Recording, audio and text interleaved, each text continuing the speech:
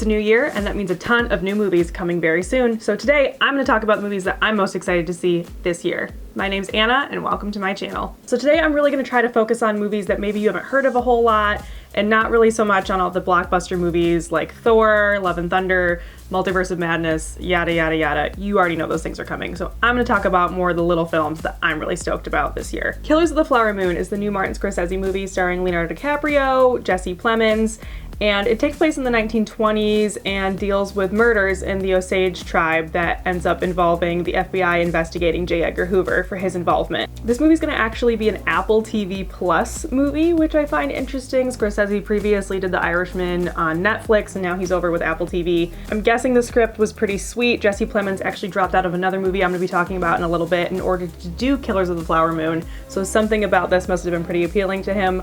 I'm guessing Scorsese had something to do with it too after working together on The Irishman. Next is Don't Worry Darling. A teaser for the next Olivia Wilde movie dropped a little while ago. It's currently set to come out in September of 2022.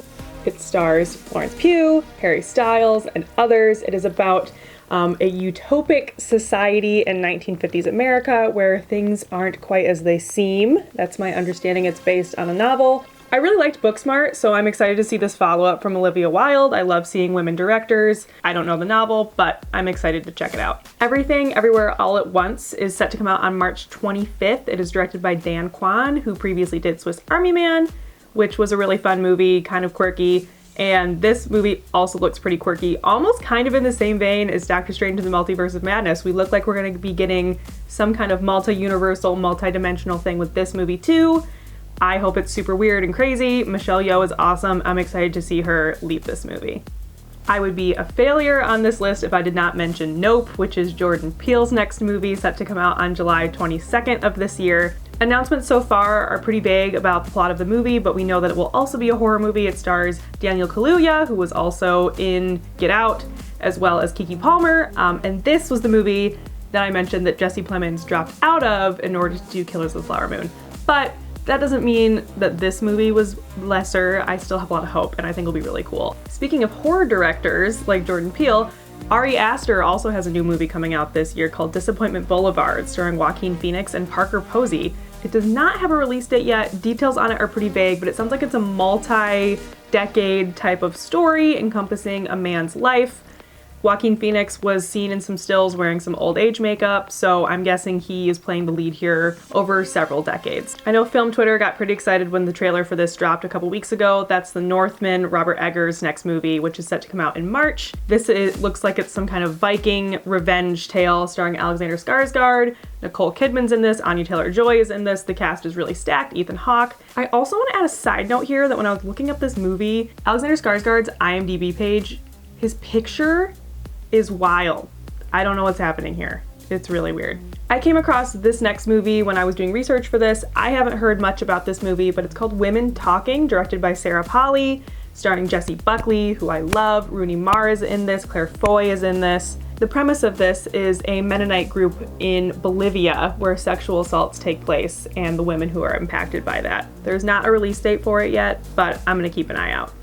Announced pretty recently is Steven Spielberg's follow-up to West Side Story called The Fablemens. The cast includes Seth Rogen, Michelle Williams, Paul Dano, so pretty good actors there. Interesting combination of people as well, and it's said to be autobiographical about Steven Spielberg's childhood. I tend to gravitate more towards Steven Spielberg's more personal movies, things that invoke childhood, his older movies from the 80s. So I'm pretty excited for this. I haven't really been super plugged into Steven Spielberg movies for a while. They just aren't as much to my taste as some other things that are out there. Obviously, he's one of the greatest of all time. I think something more personal like this could be exciting to check out. It's currently slated to come out in November of 2022. Power couple Noah Baumbach and Greta Gerwig have combined forces for the movie White Noise. Adam Driver stars in this as well, who's been in several previous Noah Baumbach movies. The premise of the story revolves around a professor who works on elevating Hitler studies. That's what IMDb said. I don't know much about this book. All I know is it's said to be pretty hard to adapt, but I think it's in pretty good hands with the filmmakers involved. Very quickly after completing The French Dispatch, Wes Anderson embarked on his next movie called Asteroid City, which stars basically everyone ever, because that's how Wes Anderson movies are. He has a lot of the normal recurring cast members from several of his other movies returning here. They filmed a lot of it in Europe. I know they filmed part of it in Spain. The plot is currently unknown. I know the original rumor was it was a Western of some kind. Maybe that's true. A lot of Westerns are filmed in Spain, so that would make sense. But I'm almost always here for a Wes Anderson movie. I liked French Dispatch. It wasn't his best, but I'm excited to see that he's coming out with another movie so quickly to follow up his movie from 2021. The Whale, Darren Aronofsky's next movie. I am fully on board with the Brendan Fraser Renaissance period that we are living in right now, and this movie sounds weird and sad. The Whale is about a severely obese man who is trying to reconnect with his estranged daughter, and I wish Brendan Fraser the best, so I hope that this movie rules because he deserves it. The final movie that I want to talk about is Babylon, which is Damien Chazelle's next movie. I've been pretty pumped for this movie for a while. They announced it a while ago. Obviously with COVID, a lot of different productions have been pretty slowed down, and this is one of them. The plot is currently unknown. Babylon could be referring to Hollywood Babylon, which is a very famous tell-all book about the golden age of Hollywood.